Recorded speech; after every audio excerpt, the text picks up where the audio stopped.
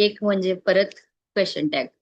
तर question tag हा कशासाठी वापरला जातो किंवा नेमकं क्वेश्चन टॅग म्हणजे काय, इंग्रजी व्याकरणामध्ये किंवा इंग्रजी भाषेमध्ये क्वेश्चन टॅग कशासाठी वापरला जातो, ह्या सगळ्या गोष्टी आणि त्याचं ट्रान्सफॉर्मेशनचे काही रूल असतील ते आपण आजच्या तासिकेत बघूया. त्याचप्रमाणे आतापर्यंत तुमच्या टीईटीला आलेल्या काही प्रश्नांचा देखील आढावा करूयात. त्या अनुषंगाने तुम्हाला कुठल्या टॉपिकवर भर द्यायचा आहे, कुठले टॉपिक रिवाइज करायचे ह्याची पण एक आयडिया येऊन जाईल.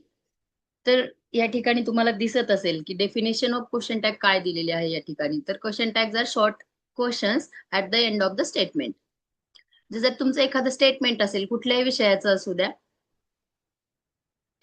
त्या स्टेटमेंटच्या शेवटी जोडलेला एक short form of the question किंवा शॉर्ट क्वेश्चन, त्याला आपण क्वेश्चन टॅग म्हणत असतो. तर they are mainly used in speech when we want to confirm something true or not. एखादी गोष्ट खरंच घडली आहे किंवा नाही, किंवा एखादी गोष्ट खरी आहे की खोटी आहे, हे ज्या वेळेस आपल्याला कन्फर्म करायचं असतं, किंवा एखाद्या समजा मी एखाद्याला विचारलं तुझ्याकडे पैसे आहेत का, मग त्यात कन्फर्म करण्यासाठी आपण परत त्याला एकदा स्ट्रेस देऊन विचारलं खरंच सांग आहेत का नाही. मग त्या पद्धतीने ज्या वेळेस कन्व्हर्सेशन होत असतं त्यावेळेस आपल्याला क्वेश्चन टॅग हा महत्वाचा प्रकार इंग्रजी व्याकरणामध्ये उपयुक्त ठरतो. त्याचप्रमाणे to encourage a reply from the person we are speaking to, म्हणजे आपलं कम्युनिकेशन प्रभावी करण्यासाठी देखील या क्वेश्चन टॅगचा उपयोग होत असतो. त्याच पद्धतीनं समोरच्या माणसाने आपल्याला रिप्लाय देण्यासाठी, त्याला एनकरेज करण्यासाठी, ज्याच्यासोबत आपण बोलत आहोत त्यासाठी देखील क्वेश्चन टॅगचा उपयोग होतो. परंतु तुम्हा सगळ्यांना कुठल्याही टॅगचा उपयोग केला तरी तुम्ही रिप्लाय देण्यासाठी इच्छुक नसतात, त्याच्यामुळे तुम्ही अपवाद आहात या सगळ्या गोष्टींना. तर या ठिकाणी तुम्हाला एक चित्राच्या स्वरूपामध्ये दिसत असेल, are you, you are new here, aren't you. मग या ठिकाणी हे जे स्टेटमेंट आहे, यू आर न्यू हिअर, त्यामध्ये कर्ता आहे, सहाय्यकारी क्रियापद आहे, न्यू हिअर म्हणजे पूर्ण स्टेटमेंट आहे आणि हे एक अर्थपूर्ण वाक्य आहे. परंतु क्वामा देऊन त्याच्यानंतर आपण आरंट यू अशा पद्धतीचा एक शॉर्ट क्वेश्चन ऍड केलेला आहे. म्हणजेच हे पूर्ण स्टेटमेंट जे झालं ते तुमचं क्वेश्चन टॅगचं झालेलं आहे. आणि हे बा इथं परत तुम्हाला एक कन्व्हर्सेशन दिसतं कार्टूनच्या स्वरूपात. It's a beautiful day isn't it. म्हणजे एक व्यक्ती दुसऱ्या व्यक्तीला सांगते की इट्स अ ब्युटिफुल डे. मग एवढ्यावरच तो थांबलाय का, त्याला कदाचित समोरच्याकडून प्रतिउत्तर आलं नसेल, रिप्लाय आला नसेल, रिस्पॉन्स आला नसेल. मग परत तो विचारतो की इजंट इट. त्यावेळेस त्याला प्रश्नाचं उत्तर या ठिकाणी येते की येस, लवली. मग हे या ठिकाणी वरच्या दोन स्टेटमेंटमध्ये तुम्हाला दिसतच आहे की क्वेश्चन टॅगचा उपयोग आपण मुळात कशासाठी करत असतो. तर जेव्हा आपल्याला एखादं स्टेटमेंट खरं आहे किंवा नाही हे कन्फर्म करायचं असतं, समोरच्या व्यक्तीकडून त्या स्टेटमेंटच्या संदर्भात आपल्याला कन्फर्मेशन पाहिजे असतं, त्यावेळेस आपण क्वेश्चन टॅगचा उपयोग करतो. आणि ज्या वेळेस समोरच्या व्यक्तीला बोलकं करण्यासाठी, त्याला एनकरेज देण्यासाठी किंवा त्यांना रिप्लाय द्यावं यासाठी, त्याला प्रोत्साहित करण्यासाठी देखील आपण क्वेश्चन टॅगचा उपयोग करत असतो. हे झाला त्याचा उपयोग. आता in what method or in what way we have to write the question tag statements. आता हा प्रश्न तुम्हाला अशा प्रकारचा येईल, इट इज रेनिंग, आणि खाली चार पर्याय दिलेले असतील. त्या पर्यायापैकी एक पर्याय तुमचा असा असेल, it's raining comma isn't it. मग आता ह्या वरच्या वाक्यामध्ये म्हणजे प्रश्नार्थक वाक्य जे तुमचं आहे म्हणजे किंवा प्रश्नाचं जे तुमचं वाक्य आहे आणि जे तुमचं उत्तराचं वाक्य आहे त्याच्यामध्ये तुम्हाला बदल काय दिसतो किंवा फरक काय दिसतो. तर या ठिकाणी एक स्टेटमेंट आहे, सरळ स्टेटमेंट आहे, परंतु सेकंड जे उत्तराचं वाक्य आहे त्या ठिकाणी तुम्हाला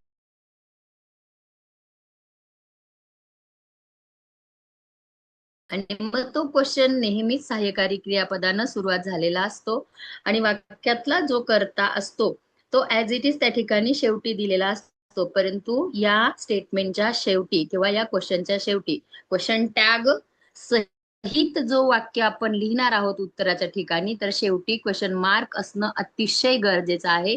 विदाउट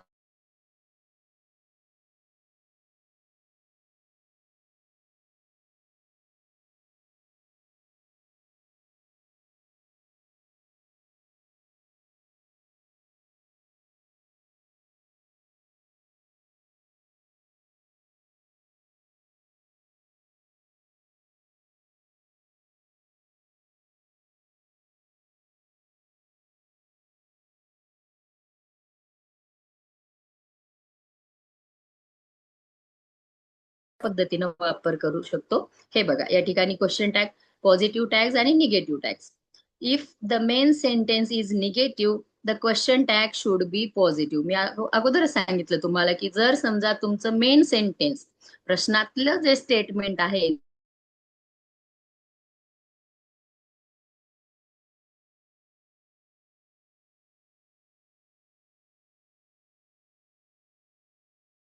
पाहिलेलंच आहे, ऍक्झिलरी वर्ब म्हणजे सहाय्यकारी क्रियापद किंवा त्याला आपण हेल्पिंग वर्ड्स, हेल्पिंग वर्ब्स असं देखील म्हणतो. आणि प्लस सब्जेक्ट. सब्जेक्ट म्हणजे वाक्याच्या सुरुवातीला असणारा तुमचा कर्ता या ठिकाणी, आणि शेवटी क्वेश्चन मार्क असं तुमचा या ठिकाणी क्वेश्चन टॅग प्रश्नाच्या म्हणजे वाक्याच्या शेवटी ऍड होणार आहे. तर एक्झाम्पल, यू आरंट बिझी. वरती जे वाक्य होतं तुमचं किंवा इथंही तुम्हाला दिसेल as compare to the negative tags, या ठिकाणी are you free, you are free हे जे पॉझिटिव्ह स्टेटमेंट आहे, परंतु पहिल्या वाक्यामध्ये आपल्याला दिसतंय यू आरंट बिझी, हे निगेटिव्ह स्टेटमेंट आहे. निगेटिव्ह स्टेटमेंट असल्यामुळं ऍड होणारा क्वेश्चन टॅग हा तुमचा पॉझिटिव्ह असणार आहे. आणि ज्या ठिकाणी तुमचं स्टेटमेंट पॉझिटिव्ह आहे, if the main sentence is positive the question tag should B negative. And the pattern you can see here, auxiliary verb plus त्याला एनटी. एनटी हा काय आहे, नॉटचा शॉर्ट फॉर्म आहे, ऍब्रिव्हेशन आहे समजायचं नॉटचं. जर समजा इज नॉट असं लिहिण्याऐवजी आपण इजंट लिहितो, डू नॉट लिहिण्याऐवजी डोंट लिहितो, डिड नॉट लिहिण्याच्या ऐवजी डिडंट लिहितो, नंतर तुमचा सब्जेक्ट आणि question mark as it is त्या ठिकाणी येणार आहे. मग पॉझिटिव्ह जर तुमचा टॅग असेल तर तुमचा क्वेश्चन टॅग कसा येणार आहे, निगेटिव्ह येणार आहे. आणि तुमचं स्टेटमेंट जर निगेटिव्ह असेल तर शेवटी ऍड होणारा क्वेश्चन टॅग हा पॉझिटिव्ह असला पाहिजे. म्हणजे हे व्हाईस वर्सा आहे थोडक्यात. जर पॉझिटिव्ह आलाय तर तुमचा question tag negative, negative statement असेल तर तुमचा क्वेश्चन टॅग पॉझिटिव्ह. एवढं आलंय का लक्षात? हम्म, देईल का कोणी कन्फर्मेशन? हो मॅडम, आलं लक्षात. आलंय ना? हो चलो, मग आता हे क्वेश्चन टॅग ऍड करण्यासाठी आपल्याला काही रूल्स पाळावे लागतात किंवा काही नियम आहेत व्याकरणाचे. आणि मग ते कुठले आहेत हे बघूया. पहिला रूल काय आहे, change the auxiliary verb from positive to negative and vice versa. Positive statement असेल तर तुमचा टॅग हा निगेटिव्ह असणार आहे, निगेटिव्ह स्टेटमेंट असेल तर तुमचा पॉझिटिव्ह टॅग असणार आहे. आणि हेल्पिंग वर्ब हे अशा पद्धतीचे असणार आहेत तुमचे, is, am, was, are, were, may, can, shall, will, must etcetera. म्हणजे जेवढे काही हेल्पिंग वर्ब आहे, डू असेल, डीड असेल, डज असेल, वुड असेल, मग हे सगळे तुमचे हेल्पिंग वर्ब या ठिकाणी तुम्ही वापरू शकता. परंतु जो हेल्पिंग वर्ब तुमच्या स्टेटमेंट मध्ये आहे त्याच्या अनुषंगानेच इथं क्वेश्चन टॅग मध्ये. आता एक्झाम्पल बघा, इथं पॉझिटिव्ह स्टेटमेंट आहे, snow is white. Snow is white हे जर स्टेटमेंट आहे तर मग तिथं ऍड होणारा कॉम्यानंतरचा क्वेश्चन टॅग काय असला पाहिजे, इजंट इट. का तर हे जे स्टेटमेंट आहे हे पॉझिटिव्ह आहे, आणि मग पॉझिटिव्ह स्टेटमेंट ज्या त्या ठिकाणी येतो त्या ठिकाणी आपण, मग आता हे इज आहे, इजलाच फक्त काय करायचंय, आपण नॉट लावायचे. पण इज नॉटच्या ऐवजी आपण इजंट इट असं लिहितोय. I am going to village, comma. आता मग इथं इथं आय एम लिहिलंय आणि क्वेश्चन टॅग मध्ये आपण एम नॉट किंवा एमेंट असं काही होतं का त्याचं? नाही. तर जेव्हा जेव्हा वाक्याच्या तुमच्या प्रश्नाच्या स्टेटमेंटमध्ये आय नंतर एम वापरलेला असेल त्यावेळेस तुमचा क्वेश्चन टॅग आरंट आय झाला पाहिजे.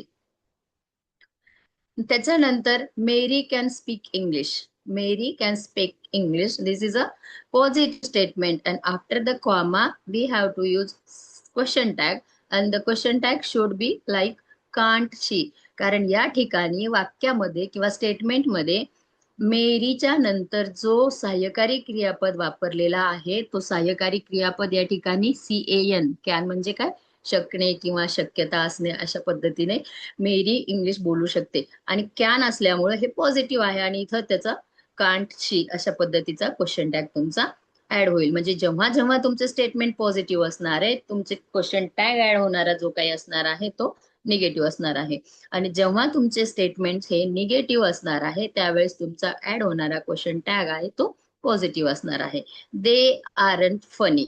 तर ऑलरेडी इथं निगेटिव्ह सेन्स आहे तुमच्या वाक्यामध्ये, दे आरंट फनी. आणि मग आरंट फनी इथं असल्यामुळं कॉम्यानंतर येणारा तुमचा क्वेश्चन टॅग हा आर दे असा असणार आहे. He shouldn't say that.